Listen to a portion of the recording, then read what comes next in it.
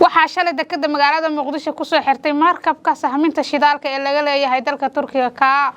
oo si rasmi ah ugu bilaabay baarista shidaalka Soomaaliya gaar ahaan xeebaha Galmudug oo markabka si rasmi ah u baarista ugu sameeyay baarista markabka shidaalka ee Arag Race ayaa waxa uu socon doonaa muddo ku dhow 7 bilood ka oo la filay inuu soo gabagaboobo bisha May ee sanadka soo socda ee 2025 hadaba sahminta shidaalka iyo in loo soo saaro shidaal Soomaaliya ayaan waxaan ka wareysanay Cabdikariin Cali Warsame oo muddo 10 sano ka soo shaqeynayay maraakiibta tankarka ee shidaalka qaada sidoo kalena aad ugu dhundoloola arrimaha shidaalka iyo batroolka soo dhaw Cabdikariin bismillaahir rahmaanir rahiim amiira aad iyo aad u mahadsan tahay waxa waaye shidaalka Soomaaliya laga qodayo ama Soomaaliya shidaalka ay soo saaranayso oo heshiiska Turkiga iyo Soomaaliya ay galeen waxa waaye horta waa guul Soomaaliya u soo hoyatay dadka Soomaaliyeed aad iyo aad u farxeen markii heshiiskaas dawladda Turkiga la galay haddana waxay aaminsanayeen heshiiskaas ma aha mid furi doona waxa uu noqon doonaa shidaal macnaha ay sheeg in Soomaaliya loo soo saaro dawladda heshiis lagula galo waxay u maleynayeen wax iska sheeka ah oo yaani ay sheeg heshiisyada la gali jiray aan muddo badan qaata ama yaani aan fulinba ayay yaani ay uga dhigneed Soomaalida laakiin waxa waaye inta taagwa mid ka duwanaa timido markabkiya maanta taagan maalintii labaad magaalada Muqdisho oo diyaarsan inuu shidaalki baaro asagoo yaani sheeg amnigiisa ay sugayaan maraakiib kale oo neefi ah oo maraakiibta dagaalka ah ay sugayaan marka Soomaaliya shidaalkeeda in la soo saaro Soomaaliya waxay uga dhigan tahay Soomaaliya hodan ah Soomaaliya amni ah Soomaaliya yaani sheeg waxa waaye ka baxday baahida iyo faqriga ka baxday uga dhigan tahay in Galmudug laga qodo oo yaani sahminta shidaalka Galmudug laga baarana waxay u heer Galmudug iyo Soomaaliya oo dhan uga dhigan tahay guul weyn oo u soo hoyata ummadda Soomaaliyeed halka dadka reer Galmudug ay yihiin dad firfircoon oo yaani sheeg shaqada yaani u diyaarsan yaani bulsho badan oo yaani reer Galmudug oo saameynta yaani siyaasadda yaani aad xadaari ugu ah ama saameynta kicinta iyo baraarujinta aad saameynta ugu ah maadaama ay ka soo jeedaan waxay Soomaaliya uga dhigan tahay guulaan aaminsan ka bedeli kara hadii Soomaaliya la soo saaro shidaalkaas faqriga Soomaaliya baahida dalka ka jirto wallahi Soomaaliya horta yaani shay muddo badan ayaa waxa ka jiray shaqo la'aan iyo tahriib tiro badan iyo dhibaato iyo nabadgelyo la'aan in marka wadankii uu dego ayay macnaha horta dhaxlee uga dhigan tahay waxa waaye Soomaaliya baahida iyo yaani shay faqriga iyo amni darradu qaanad ayay isku la jiraan nabadgelyada iyo amniga iyo yaani deganaanshaha iyo faqri la'aantuna qaanad ay ku jiraan hadda muddada heshiiska la galay wixii ka dambeeyay Soomaaliya waxay ku sii tilaabsanaysay in Soomaaliya ay faqriga ka baxdo amni darrada ka baxdo yaani shay qeyraadkeedu yaani shay ay dul degan tahay iyadu ay leedahay oo la soo saarin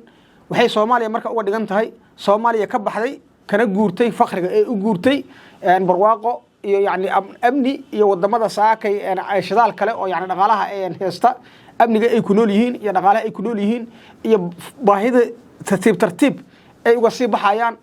Soomaaliya marka waxa waaye waa dad yaani adduunka markii la tago kale fursadaha shaqo oo adduunyada iska jira dad aad uga faa'iideysta waxay macnaha Soomaaliya uga dhigan tahay dadkeedu inay soo noqdaan fursadaha ay macnaha wadamada kale ka raadi jireen oo kale ay dalkooda ugu soo laabtaan ayagoo wax soo bartay oo aqoon leh oo waay arag ah oo yaani dhaqaale heesta inay wadankooda maal gashadaan kambaniyaal waaweyn oo yaani aaminay sida shidaalkan hadda dawladda Turkiga inay Soomaaliya ka soo saarto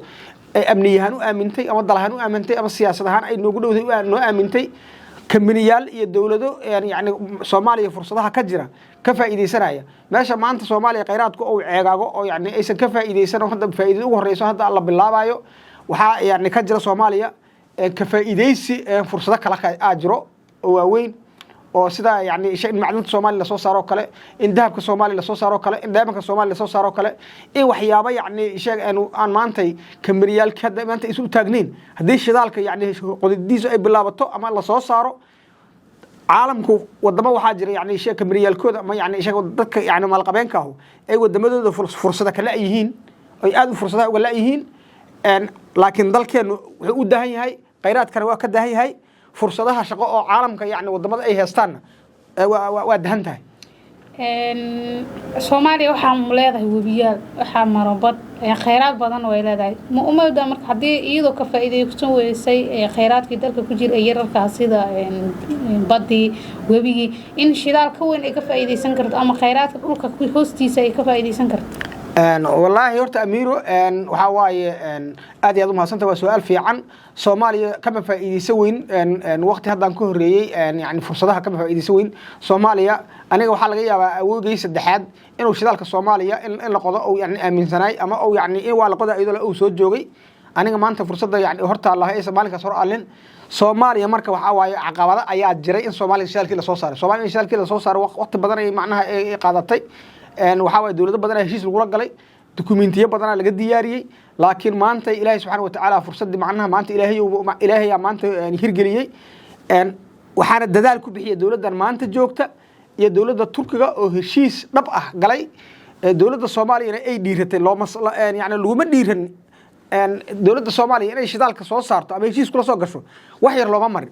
dawladda Soomaaliya ama dawladii Soomaaliya la soo dhaafay ilaa siyaad bare wadamo kale oo yani ishaga anaga yani shidaalkeena in yani wadankeena aan laga faa'iideysan ayay waxay ku bixinayeen dhaqaale ku bixinayeen waxay ku bixinayeen yani ishaga jamhadaha maal gelinayeen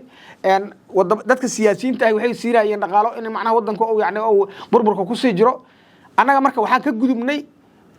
ma dawladda maanta ay ka gudubto Soomaaliya caqabad yani wax badan dawladda anaga yani dad shidaalkooda soo saarta dhaqaalaha ay ka helaan in shidaalkeena la soo saarin lagu bixiyay marka waxa waaye fursadahaas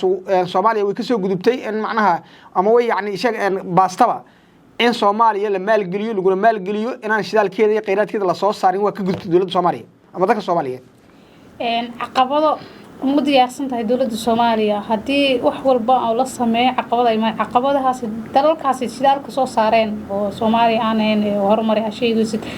waxay leeyihiin oo inaga amni badan yihiin colaana soo mar rawaadin marka Soomaaliya u diyaarsan tahay caqabad kasta oo ka timaado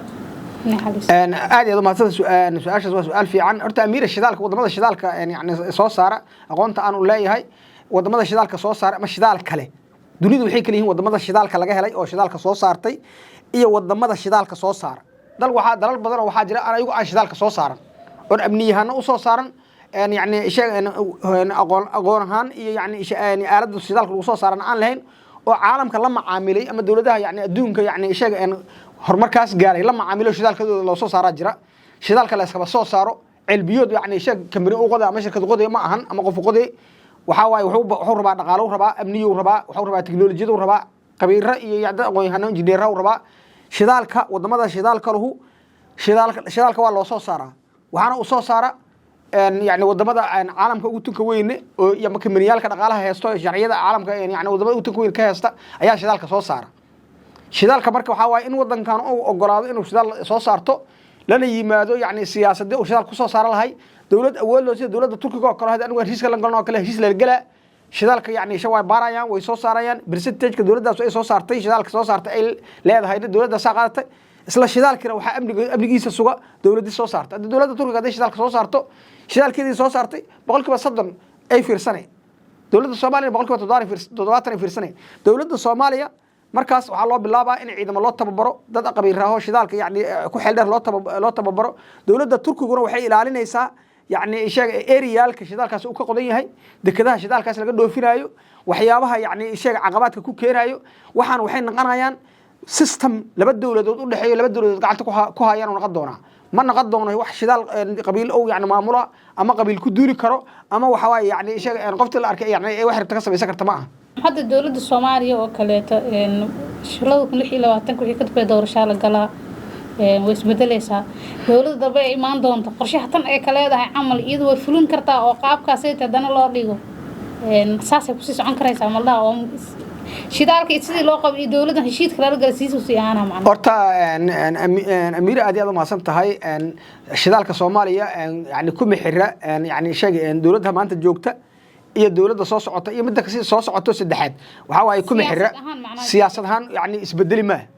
qeyraadkan Soomaaliya soo saaray dawlad sharciga oo wadanka ka jirta oo yani Soomaaliyeed ay dawladda Turkiga heshiis la gashay maanta madaxweynahan joogaa haduu Ilaahay fursad siiyo mar labaad mar saddexaad Ilaahay fursad siiyo oo soo laabto halkiisa ka sii wadana hadii madaxweyne kale uu yimaado Ilaahay subhanahu wa ta'ala uu ku bedelo qadartiisa uu ku bedelana heshiiskan dawladda Turkiga dawladda hore ay la gashay meeshiisa ka sii socona wax isbedelo ku imaanayo yani dawladda Xashaq Maxamuud heshiiskan gashay ee halka salaal leeyahay ma waa dawlad walba timaada wax ay muhiim u aragto waa in la sii wado oo macdintii uranium wixii dalka ku jira la sii baaro Soomaalida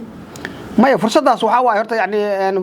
shidaalkan wuxuu ximbaarsan yahay ama heshiiskan turkiga uu maanta fulinaya wuxuu ximbaarsan yahay yani wuxuu ximbaarsan yahay albaab xiraayay uu jabiyey oo yani Soomaaliya ka xiraayay in Soomaaliya la maal gashado oo kheyraadkeeda loo soo saaro ama dhaqaale dunida ka yimaado lagu maal gashado oo albaabkeeda jabsho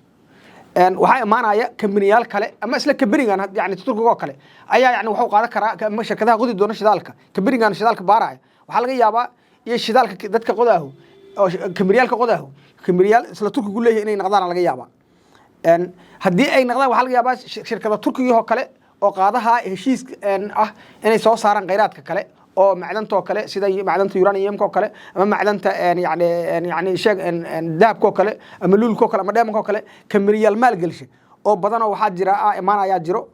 kambaniyaal waxaa imaanaya inka dhulbeereedka yani sheeg maalgeliyaha kambaniyaal waxaa imaanaya isla kheyraadka badda oo kale sida kalluunka oo kale warshada la imaanaya inay warshadeeyaan yani kalluunka aan leenahay dalka dibadiisa loo dhoofiyo sida anaga hadda noogula soo dhoofiyo ayaguna ay ku qaadan doonaan boqolkiiba wixii lagu heshiiyo annaguna aan yani intaan yani sheeg anagu dalkeena aan yani sheeg aan xisaab ahaan noo soo bixi doonto marka waxaa imaana fursado badanaa imaanaya dad badan oo cadaan ah imaanaya oo dalkooda fursado kala dhaqaalana bangiyada ugu jiraan oo ka faa'iideysaa fursada dahan oo yani sheeg Soomaaliya ka jirta oo maalgashiga